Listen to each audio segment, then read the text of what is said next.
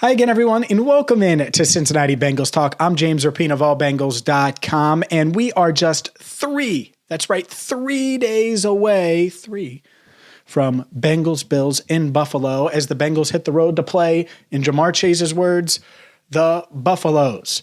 And, well, it's silly season again. Yes, it is. More on that in just a second. Make sure you hit that subscribe button, ring the bell. Check out the OT with Elise Jesse, where Bengals defensive line coach Marion Hobby will be on in an exclusive one-on-one in-person interview tonight, Thursday night, 8 o'clock. And if you're watching this after Thursday at 8, well, guess what? Check out the OT anyway. That means it's posted and ready for you. Also, Joe Goodberry had a great breakdown this week. I defended, and not really defended, gave Zach Taylor credit for this run and for really a 2-year run that is unprecedented in Bengals history, ahead of Sunday's primetime matchup, or showdown, not primetime, Sunday's showdown with the Buffalo Bills. But it's silly season, ladies and gentlemen. And it's no secret that Kay Adams has become a Bengals fan from afar, near and far. She was Ruler of the Jungle last year. And, you know, whether it was working with NFL Network on Good Morning Football or now her work on Up and Adams, which is obviously a very, very popular show. And I look, a lot of you probably enjoy her work. So let's start with that.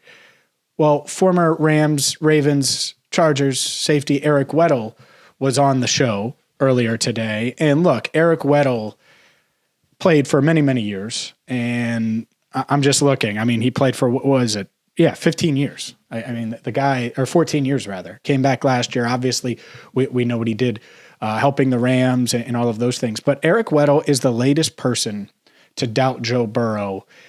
This is just a little snippet. It's 7 seconds, and I might play it multiple times during this video. But this is what Eric Weddle said about Bengals Bills on Sunday at Highmark Stadium. I'm sorry to say they got zero chance against the Bills. Okay, they can't protect them. They're playing without any linemen. I encourage you to check out the entire Up and Adams show, so to watch how Kay defends the Bengals, tries to make her case, and, well, this is Cincinnati Bengals talk, so I'm going to make mine. I think that's very narrow-minded, and it's narrow-minded for a bunch of reasons. The first of which, well, Eric Weddle entered the league in 2007, so 2007 through 2001 is where his career was. Well, think about the quarterbacks he watched. Now, he didn't get to play with any of them because he played for the Chargers, Ravens, and Rams, but think about the quarterbacks that he went up against, whether it was Peyton Manning or Tom Brady, guys that could overcome literally anything.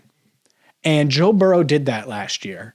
And it's wild to me. And Weddle said a bunch of things. He called the Bills defense a top 5 defense. I don't feel like that's the case. I think that the only really top 5 defense the Bengals are going to play on the AFC side of things was the Ravens last week, and they overcame that. He also said that they wouldn't have scored another point against the Ravens had Tyler Huntley punched the ball in and Sam Hubbard and Jermaine Pratt and Logan Wilson not come up with that crazy, awesome, historic play that gave the Bengals the win.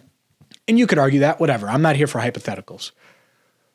But in a world where elite quarterbacks and elite weapons win, and that's what wins, it's wild to me to say, oh man, they have no shot.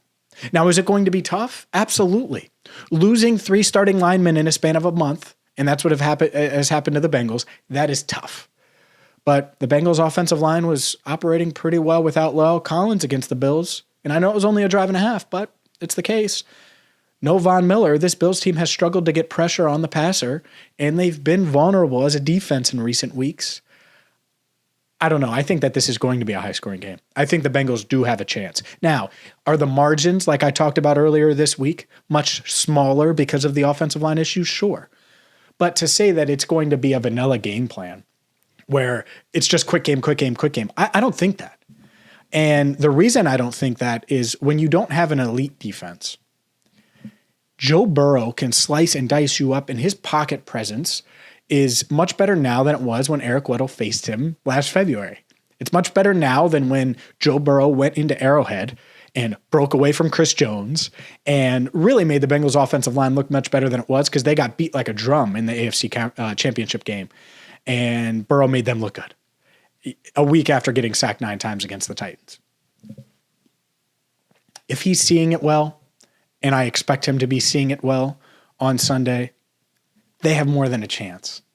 And I'm just going to play it again. I want you to hear it, and who knows, maybe some Bengals will hear it or will see it, but you could tag them in the video. No chance. Imagine saying that about any game. I think the Cowboys have a chance against the 49ers. No chance. I think that the Jaguars have a chance against the Chiefs. No chance. That's wild to me, and it's especially wild because the Bengals have arguably the best quarterback in the NFL. You could say it's Mahomes. You could say it's Allen. I think you could certainly say it's Burrow. And when you have that with a team that has as many weapons as the Bengals have, what do you mean no chance? Hogwash. Here's Eric Weddle again earlier today on Up and Adams. I'm sorry to say they got zero chance against the Bills. Okay, they can't protect them. They're playing without any linemen. Hey, look, I just know better. I know better than to doubt Joe Burrow. Now, they could lose. No doubt. They could go play the Buffaloes in Jamar Chase's words and lose. Would not shock me one bit.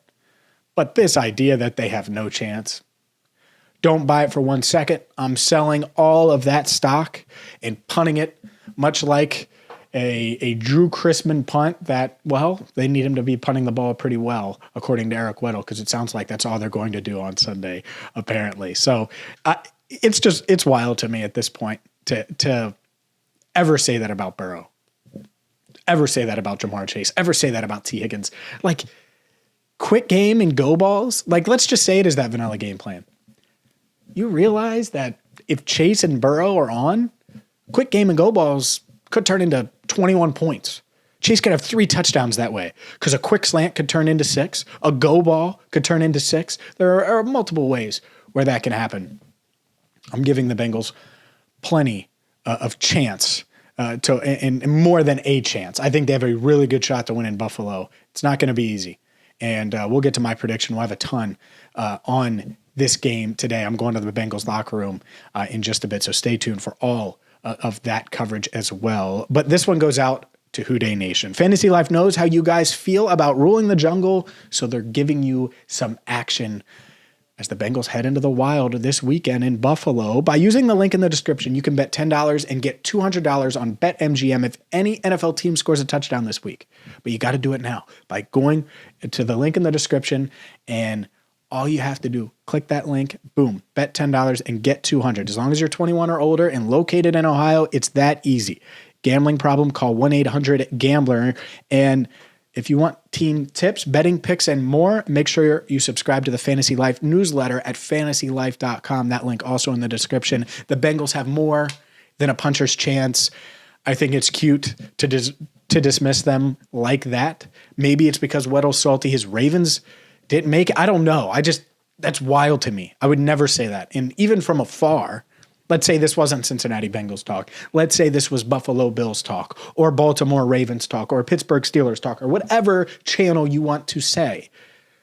You kidding me? You really going to dismiss Joe Burrow? 22 regular season wins over the past 2 seasons, 4-1 in the postseason, and was a half second away from, well, potentially beating Eric Weddle's Rams. And the other part of this, by the way, the other part is the offensive line.